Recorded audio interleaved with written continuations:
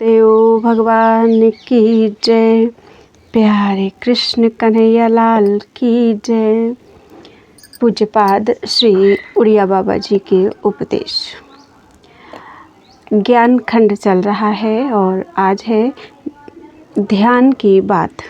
प्रश्न: वर्तमान काल में किस योग का आश्रय लेना चाहिए? उत्तर: पहले मैंने आसाम और भूटान में हठ योगियों की बहुत खोज की थी। मुझे जिस किसी प्रसिद्ध हठ योगी का पता लगता उसी के पास जाता और उसकी सेवा कर उसके अनुभव को पता लगाने का प्रयत्न करता। मैंने ऐसे कई हठ योगी देखे हैं जिन्हें 3-3, 4-4 घंटे की समाधि होती थी, परंतु उनकी वास्तविक स्थिति का पता लगाने पर यही विदित हुआ कि उनमें से किसी को भी निर्विकल्प समाधि सिद्ध नहीं हुई। हाँ, सविकल्प समाधि में उनकी स्थिति अवश्य थी। इसके सिवा मैंने प्रायः सभी हठ योगियों को रोगी भी पाया। हठ योग का मुख्य लक्ष्य वीर्य की पुष्टि है, परंतु मैंने अधिकांश हठ योगियों को वीर्य संबंधी रोगों से भी ग्रस्त पाया है। किसी को मूत्रकृच्छ, किसी को स्वप्न दोष और किसी को किसी अन्य रोग के चंगुल में फंसे देखा है। इससे मेरी यह दृढ़ धारणा हो गई है कि वर्तमान काल में हठ योग के अनुकूल नहीं है। इस समय हठ योग द्वारा पूर्णता प्राप्त करना प्रायः असंभव है, परंतु इसका यह अभिप्राय नहीं कि हठ योग का मार्ग ही ब्रह्मपूर्ण है और उससे किसी भी समय पूर्णता प्राप्त नहीं होती थी। इस समय इसके जो विपरीत परिणाम होते हैं उनके मुख्य कारण ये हैं। नंबर 1, हठ योगी का वीर्य शुद्ध होना चाहिए और इसका इस समय प्रायः सर्वथा अभाव है। नंबर 2, हठ योग के अभ्यास को सहन करने योग्य बल प्रायः नहीं देखा जाता। नंबर 3, सिद्ध हठ योगी गुरु का मिलना भी अत्यंत दुर्घट है। इसके सिवा ध्यान और वैराग्य की कमी होने के कारण आधुनिक हठ योगी प्रायः अर्थलोलुप और चंचल प्रकृति के देखे जाते हैं। उनके जाल में फंसकर मैंने बहुत से साधकों के जीवन नष्ट होते देखे हैं। इसलिए मेरा विचार है कि अपने कल्याण की इच्छा वालों को इस ओर प्रवृत्त नहीं होना चाहिए। इस प्रकार बहुत से हठ योगियों से निराश होने पर मुझे एक ऐसे महात्मा मिले जिन्हें ध्यान योग द्वारा निर्विकल्प समाधि सिद्ध थी। उनके संसर्ग से मुझे यह अनुभव हुआ कि सिद्धासन और सांभवी मुद्रा के द्वारा पूर्ण स्थिति प्राप्त की जा सकती है। सांभवी मुद्रा का लक्षण इस प्रकार है: अंतर्लक्ष्य बहिर्दृष्टिर निमेषोन्मेषवर्जिता सा भवेच्छाम्भवी मुद्रा सर्वतंत्रेषु गोपिता। जिसमें चित्त का लक्ष्य अंतर्मुख ध्येयाकार रहता है और दृष्टि बाहर की ओर रहती है, अर्थात नेत्र खुले रहते हैं किंतु कोई बाह्य पदार्थ दिखाई नहीं देता तथा पलकों का खुलना और बंद होना भी नहीं होता। वह संपूर्ण शास्त्रों में छिपी हुई शांभवी मुद्रा है। इसका अभ्यास करने के लिए उन योगीराज ने श्री महाराज जी का इस श्लोक द्वारा उपदेश दिया: तिर्यग्दृष्टिम घो दृष्टिम विहाय च महामतिः स्थिरस्थायी च निष्कंपो योगमेव समभ्यसेत। मतिमान साधक को इधर उधर और ऊपर नीचे देखना छोड़कर निश्चल भाव से स्थिरतापूर्वक स्थित होकर योग का ही अभ्यास करना चाहिए। यह मार्ग सर्वथा सरल और निरापद है। इसके सिवा भगवत भजन, नाम संकीर्तन और जप के द्वारा भी भाव समाधि प्राप्त होती देखी गई है। यह मार्ग सर्वसाधारण के लिए बहुत उपयोगी है, परंतु ऐसे भावुक साधकों में भी विचार की कमी होने के कारण प्रायः क्रोध और लोभ आदि आंतरिक दोष देखे गए हैं। इसलिए इस मार्ग का अनुसरण करने वालों को भी विचार की बहुत आवश्यकता है, तभी वे भगवत भक्ति से पूरा लाभ उठा सकेंगे। हठ समाधि और ध्यान समाधि में क्या अंतर है? उत्तर, हठ समाधि प्राण की कसरत मात्र है, उसमें निर्विकल्पावस्था नहीं रहती और न उससे शांति, दांति आदि गुण ही प्राप्त होते हैं। समाधि से उत्थित होने पर वह योगी एक साधारण पुरुष के समान रहता है, किंतु ध्यान समाधि में चित्त संकल्प शून्य हो जाता है और उससे उत्थान होने पर भी वह दिव्य गुण संपन्न देखा जाता है। दीर्घकालीन हठ समाधि की अपेक्षा भी क्षण भर की ध्यान समाधि का महत्व सैकड़ों गुना बढ़कर है। प्रश्न, योगी और ज्ञानी की निर्विकल्पावस्था में क्या अंतर है? उत्तर, योगी सृष्टि दृष्टिवादी है, अतः समाधि से भी उसकी सृष्टि बनी रहती है। वह केवल उससे अपनी दृष्टि अर्थात चित्त वृत्ति हटा लेता है, किंतु ज्ञानी दृष्टि सृष्टिवादी होता है। उसकी दृष्टि ही सृष्टि है तथा उसकी दृष्टि की निवृत्ति संपूर्ण प्रपंच की निवृत्ति है। योगी की दृष्टि में आत्मभेद, प्रकृति की सत्ता और ईश्वर की अन्यता है तथा ज्ञानी स्वयं ही सर्वरूप है। समाधि अवस्था में प्रपंच की अप्रतीति तो दोनों ही को होती है, किंतु यह अप्रतीति ही कल्याण का हेतु नहीं है। यदि इसी से कल्याण होता तो सुषुप्ति में तो सभी को प्रपंचा भाव का अनुभव होता है, उस समय सभी को मुक्त हो जाना चाहिए था, किंतु ऐसा नहीं होता। अतः आत्यंतिक निःश्रेयस का कारण तो ब्रह्मात्मैक्य योग ही है, बोध ही है। ब्रह्मात्म ऐक्य बोध ही है। प्रश्न, भाव समाधि और ध्यान समाधि में क्या अंतर है? भाव समाधि साधन साध्य नहीं है और वह परतंत्र है। जिनका हृदय कोमल है उन्हें उद्दीपन विभाव की सन्निधि होने पर स्वतः ही उसकी प्राप्ति हो जाती है, किंतु इससे लौकिक वासनाएं निर्मूल नहीं होती, ना ही पूर्ण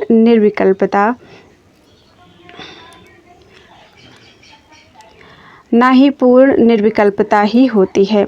ध्यान समाधि अभ्यास साध्य है। यह उन्हीं को प्राप्त हो सकती है जो दीर्घ काल तक निरंतर अभ्यास करते करते रजोगुण तमोगुण से सर्वथा मुक्त हो गए हैं। प्रश्न, ध्यान समाधि का आरंभ में किस प्रकार अभ्यास करना चाहिए? उत्तर, भूत और भविष्यत के चिंतन को छोड़कर एकांत स्थान में एक आसन से कम 2 घंटा बैठकर नित्य प्रति नियमित रूप से भगवान के स्वरूप का चिंतन करना चाहिए। भगवत स्वरूप की जो क्षण क्षण में स्मृति होती है उसे तो स्मरण कहते हैं, और जब वह स्मृति अधिक देर तक ठहरने लगती है तो उसे ही ध्यान कहा जाता है। जैसे जैसे भगवान में आसक्ति होती जाएगी वैसे वैसे ही वृत्ति ठहरती जाएगी। जब तक वृत्ति की स्थिरता होने पर स्वतः ही ना छूट जाए तब तक ध्यानाभ्यास के समय जप भी करता रहे। ध्यान की स्थिरता होने पर केवल स्वरूप का ही चिंतन करें। जहाँ जप और चिंतन दोनों रहेंगे वहाँ जप मुख्य और चिंतन गौण रहेगा। अतः जिससे चिंतन ना हो सके उसे जप या स्तोत्र पाठ करना चाहिए। स्तोत्र पाठ से जप अधिक लाभप्रद है। प्रश्न, भगवान के साकार दर्शन के लिए क्या साधन करना चाहिए? उत्तर, मेरे विश्वास के अनुसार गाढ़ ध्यान हुए बिना भगवत दर्शन नहीं हो सकता। प्रश्न, क्या हठ योग ही मन के निग्रह का साधन है? उत्तर, लय योग, मंत्र योग, हठ योग आदि सभी से मन का निग्रह हो सकता है। किसी एक को पकड़ लेना चाहिए। जैसे इलाहाबाद के कई रास्ते हैं किंतु एक को पकड़ना चाहिए। प्रश्न, मन कैसे रुके? उत्तर, नियम का पालन करने से। यदि हम नियम का पालन करते हैं तो मन हमारा क्या बिगाड़ सकता है? नियम को परमात्मा देखता है। हमारे देश की दुर्दशा क्यों हो रही है? इसी से कि नियम निष्ठा नहीं है। हम लोग व्यर्थ ही बकबक करते रहते हैं। अब तो संध्या बंदन तक का नियम नहीं रहा है। भजन करने के लिए तो नियम अत्यंत आवश्यक है। महाराज जी, समाधि किसे कहते हैं? उत्तर, मंदिर में भगवान की मूर्ति को देखो और फिर पलक ना लगे तो यही समाधि है। बिल्ली जब चूहे को पकड़ने के लिए बैठती है तो उसका मन चूहे के सिवा और कहीं नहीं जाता। इसी का नाम समाधि है। एक साईं जी बैठे नमाज पढ़ रहे थे। उधर से एक स्त्री निकली, उसका पैर उनके कपड़ों से लग गया। इस पर साईं जी ने बिगड़कर पूछा, तूने मेरे कपड़ों पर पैर क्यों रखा? स्त्री बोली, तू खुदा की इबादत कर रहा था या मुझे देख रहा था? बस बाह्य ज्ञान ना रहे, इसी का नाम समाधि है। प्रश्न, महाराज जी, ध्यान नहीं लगता, कैसे लगाया जाए? उत्तर, रो पीटो, भगवान तो हैं ही। जब वे देखेंगे कि यह रो रहा है और ध्यान के लिए मरने को तैयार है तो अवश्य ध्यान लग जाएगा। किंतु रो सच्चे हृदय से, झूठे रोने से कुछ नहीं होगा।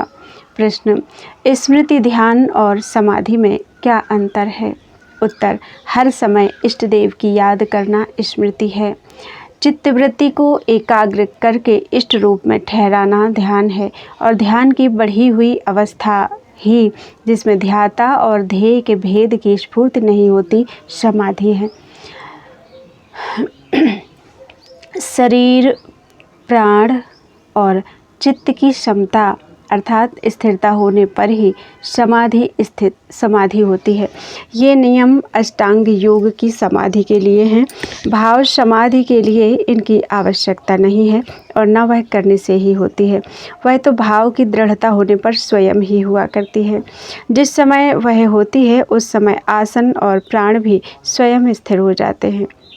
आसन और वृत्ति, इन दोनों ही को स्थिर रखकर अभ्यास करना चाहिए।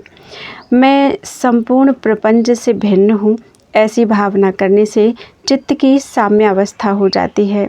यही चित्त की निर्विशेष स्थिति है। इसका काल अधिक बढ़ने पर चित्त विलीन हो जाता है।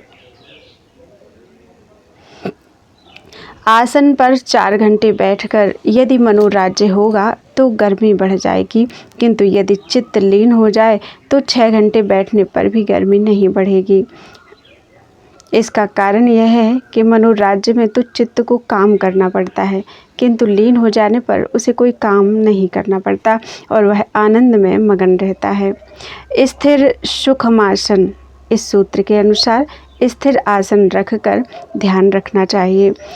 चेतनत्व की भावना पूर्वक इष्ट का ध्यान 10 मिनट प्रतिदिन करने से अभ्यास का फल प्रतीत होगा।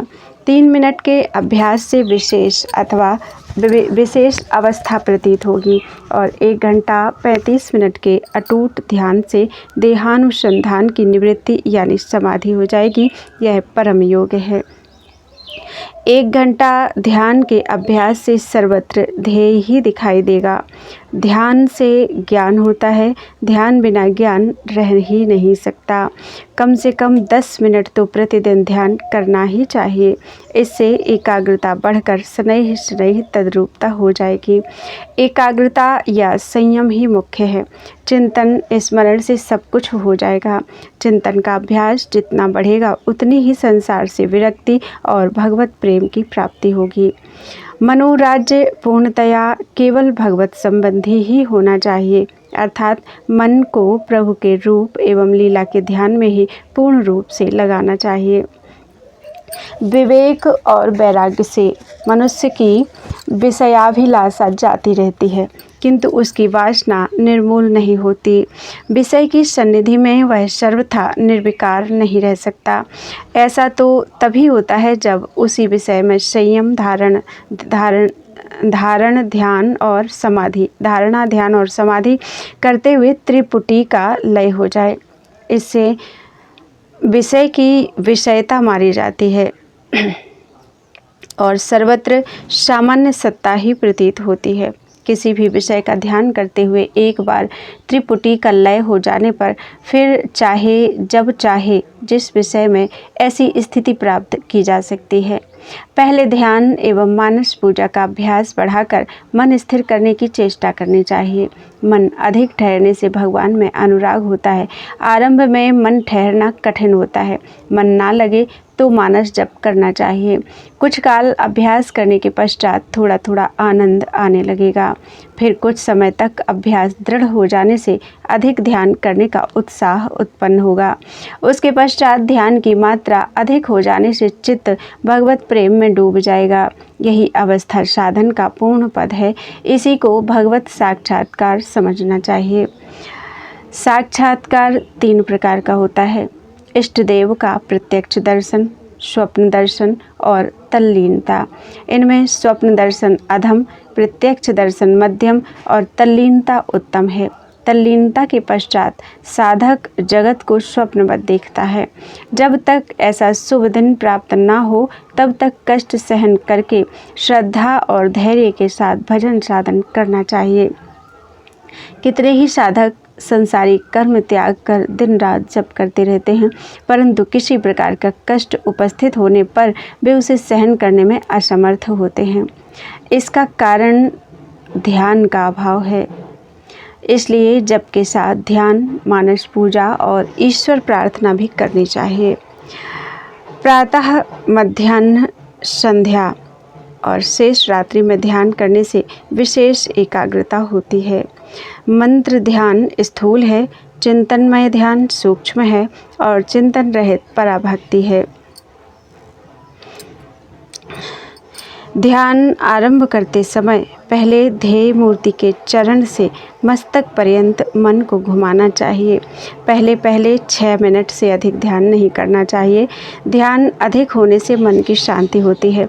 जिस दिन ध्यान अधिक हो और जप कम हो उस दिन कोई चिंता नहीं करनी चाहिए, किंतु यदि जप अधिक हो और ध्यान कम तो उसके लिए चिंतित होना चाहिए। जप और ध्यान में चित्त ना लगने पर जिस पुस्तक में तुम्हारा अधिक प्रेम हो उसका पाठ करो। अधिक पुस्तकें देखना भी भजन का विघ्न है। वायु रहित स्थान में निष्कंप, स्थिर और शांत भाव से आधा घंटा बैठने का अभ्यास करो। ध्यान निष्ठा में सांसारिक वस्तुओं की इच्छा और काम, क्रोध आदि उद्वेग बहुत बड़े विघ्न हैं, इसलिए इनसे सर्वदा बचना चाहिए। संकल्प त्याग का अभ्यास करने से निश्चय ही भगवान मिल जाते हैं, इसका मैं ठेका लेता हूँ। एकांत देश, तृष्णाहीनता, अप्रयत्न और प्राणायाम, ये 4 बातें ध्यानी के लिए अनिवार्य हैं। लय, विक्षेप, कषाय और रसास्वाद, ये 4 ध्यानाभ्यास के प्रधान विघ्न हैं। इन कारणों का विभाग इस प्रकार किया जा सकता है।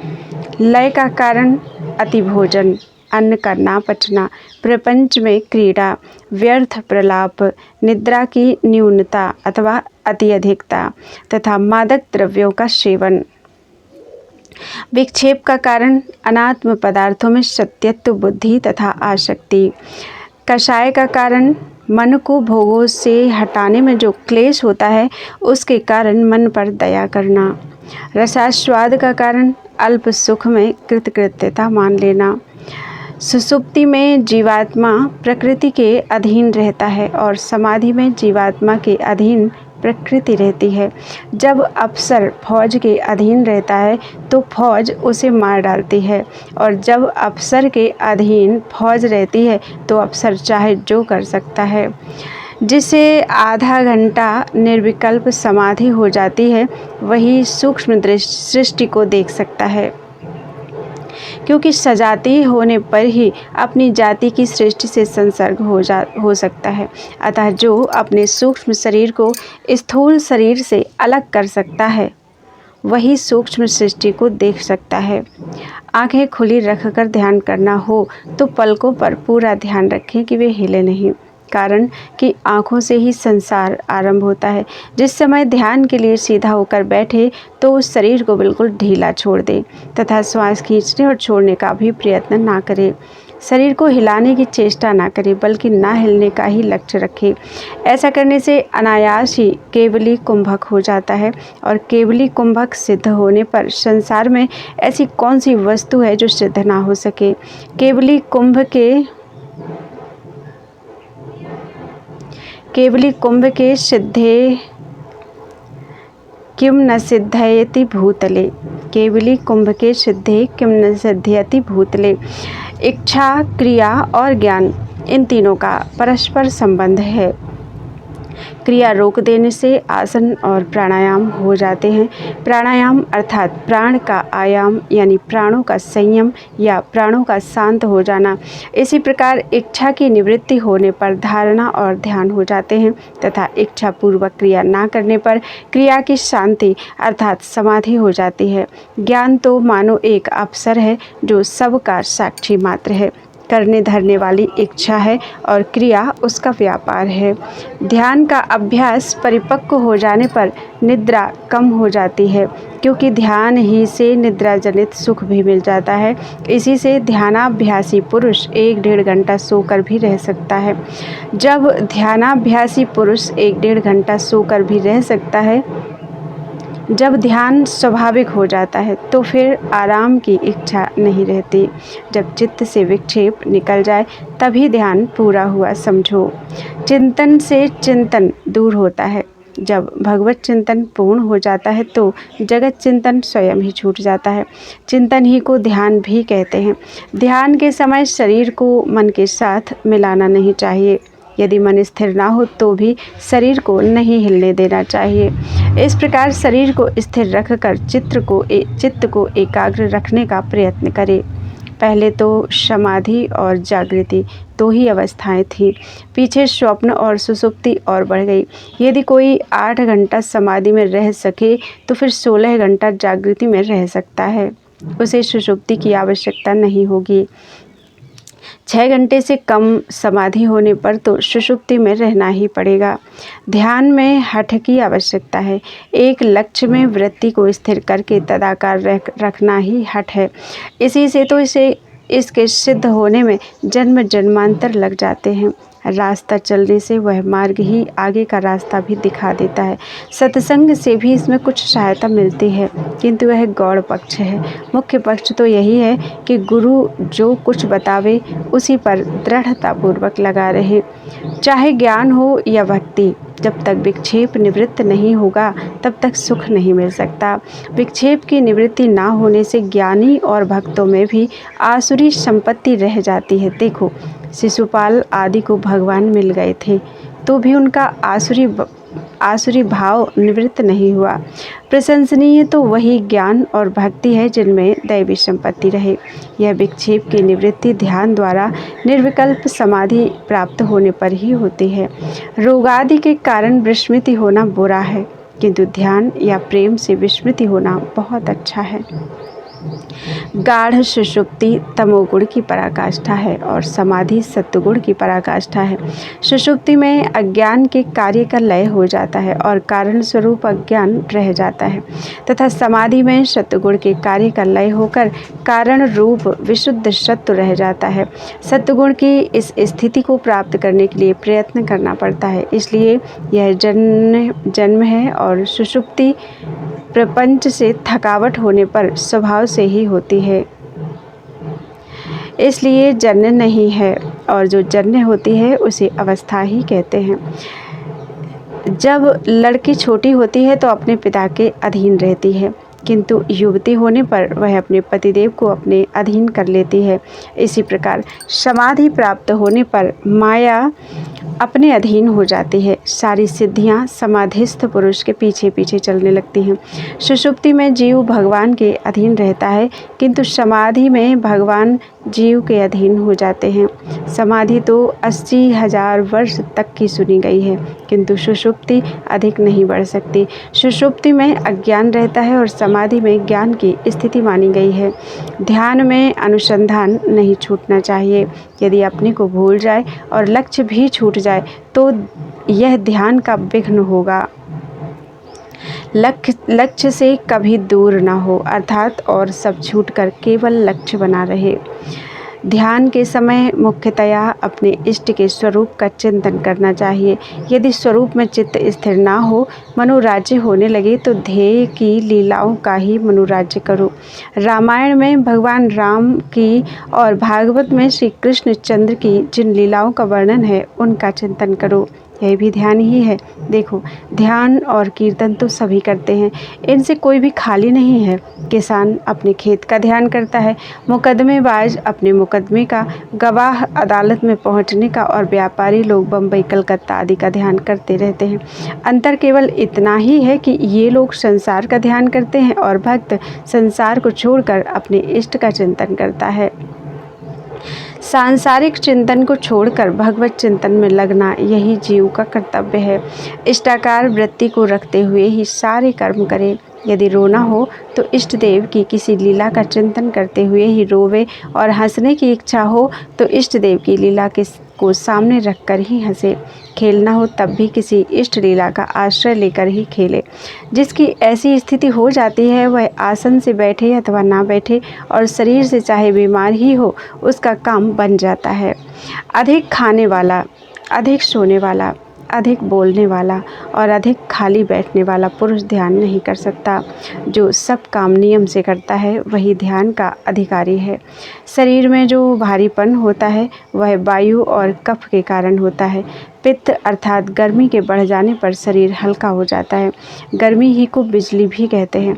आसन और प्राण के स्थिर होने पर शरीर में बिजली पैदा होती है। यदि शरीर से कोई भी क्रिया की जाती है तो उसके साथ बिजली निकल जाती है। बिजली को रोकने से शरीर निरोग हो जाता है। आसन स्थिर करने के लिए ऐसा संकल्प करना चाहिए कि जिस प्रकार पृथ्वी को धारण करने पर शेष जीव बिल्कुल नहीं हिलते, उसी प्रकार मैं भी स्थिर रहूँगा। मैं शरीर और प्राण का दृष्टा हूँ। शरीर और प्राण भगवान की विभूति हैं और मैं इनका साक्षी हूँ। मन के सामने शरीर और प्राण को देखते रहो। प्राण की गति जानने के लिए नाभि पर दृष्टि रखो। यदि शरीर हिलेगा तो प्राण की गति बढ़ जाएगी, और यदि शरीर बिना हिले ही प्राण की गति बढ़ जाए तो समझो कि निद्रा तंद्रा आ रही है, अर्थात मन लय की ओर बढ़ रहा है।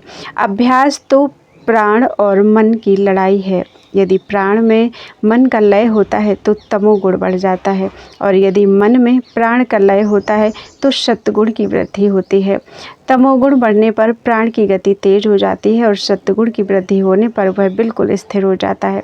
जब मन प्राण के द्वारा कार्य करने लगता है तो रजोगुण बढ़ जाता है। इस अवस्था में प्राण की गति तो सामान्य रहती है, किंतु मन में संकल्प विकल्प होने लगते हैं।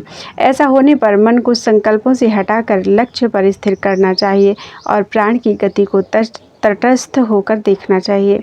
ऐसा करने से मन शांत हो जाएगा। हर समय जप करते हुए आसन लगाकर ही बैठना चाहिए, और जब तक आसन दुखने न लगे तब तक उसे बदलना नहीं चाहिए। यहाँ तक कि अन्य सब काम करते हुए भी जब जब बैठना पड़े स्थिर आसन से ही बैठो, इससे आसन ठीक हो जाएगा। शरीर प्राणों का ही कार्य है। प्राण में विकार होने से ही शरीर में भी विकार होते हैं और तरह तरह के रोग पैदा हो जाते हैं। प्राण से ही भूख लगती है, प्राण से ही भोजन को खाता और पचाता है तथा प्राण ही शरीर को पुष्ट करता है। प्राण से ही कामादि विकार उत्पन्न होते हैं, प्राण से ही संतान और कुटुंब की वृद्धि होती है, और प्राण के स्थिर होने से ही सब विकार शांत हो जाते हैं।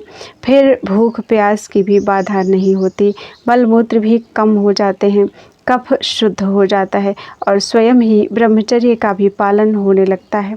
देखो, बच्चे में प्राण की वृद्धि नहीं होती, इसी से वह निर्विकार भाव से माँ की गोद में पड़ा रहता है।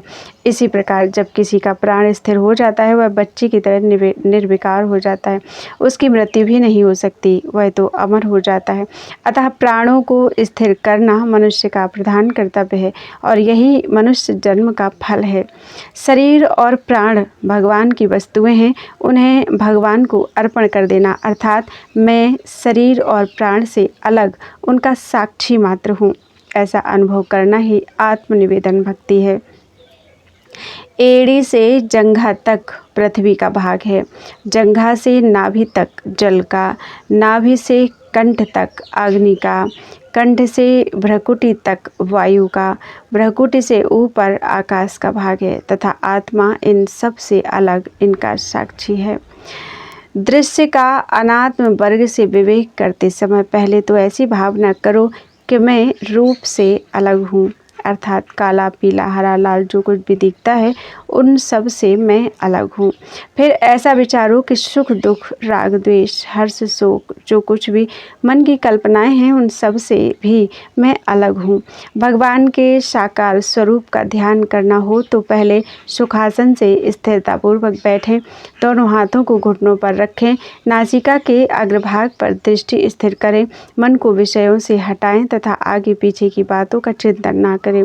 फिर भगवान के मनोहर अंगों में मन को घुमावें, एक अंग से दूसरे अंग पर क्रमशः चित्त को ले जाए तथा जिस अंग में विशेष प्रेम हो वहाँ उसे कुछ देर ठहरावें। अंत में अधिक देर तक एकाग्र चित्त से देखता रहे, उस समय अन्य विषयों का चिंतन ना करे। इसी प्रकार प्रतिदिन अभ्यास करने से थोड़े ही दिनों में प्रसन्नता एवं आनंद का आविर्भाव होने लगता है। फिर उत्तरोत्तर अभ्यास बढ़ने से शरीर में स्तब्धता, रोमांच, स्वेद और कंप होने लगते हैं तथा गुरुदेव की विशेष कृपा होने पर चित्त भगवान में लीन हो जाता है। इस अवस्था में भक्त और भगवान एक हो जाते हैं। यही ध्यान की पूर्ण अवस्था है। इस अभ्यास में जल्दबाजी ना करें क्योंकि यह स्थिति पापों के सर्वथा क्षय, गुरु कृपा तथा भगवान की दया हुए बिना प्राप्त नहीं होती। अपना पुरुषार्थ, भगवत कृपा, गुरु कृपा और पूर्व पुण्य का संचय ये सब इकट्ठे होने पर ही पूर्ण अवस्था प्राप्त होती है। साधक को चाहिए कभी निराश ना हो। साधन का मुख्य कारण है भगवत कृपा और भगवान की कृपा होती है भगवान के नाम स्मरण, सदाचार और निरअभिमानिता से। मन, शरीर और वाणी के व्यापार पर दृष्टि रखने की आवश्यकता है, अर्थात मन के व्यापार पर दृष्टि रखकर यह देखें कि यह पवित्र संकल्प करता है या अपवित्र, तथा शरीर की स्थिरता और वाणी के संयम से भी मन के स्थिर होने में सहायता मिलती है। इन तीनों में से किसी एक के भी चंचल होने से तीनों चंचल हो जाते हैं। इनका परस्पर ऐसा ही संबंध है, अतः इन तीनों को ही स्थिर रखने का प्रयत्न करें।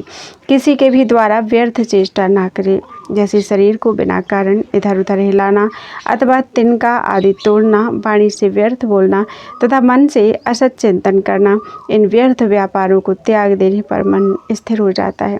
संपूर्ण प्रपंच को उदासीन दृष्टि से दृष्टा रूप में स्थित होकर देखने से वासना का क्षय हो जाता है और निर्विकल्प समाधि हो जाती है। विचार से संशय दूर हो जाता है और एकाग्रता से चित्त की चंचलता निवृत्त होती है। समाधि के पश्चात शरीर तिनका के समान हल्का हो जाता है। उस समय चित्त स्थूल से हटकर सूक्ष्म शरीर में स्थित हो जाता है। बोल वृंदावन बिहारी लाल की जय। त्वदीयं वस्तु गोविंद तुभ्यमेव समर्पये, तेन त्वदंघ्रि कमले रतिं मे यच्च शाश्वतीम्।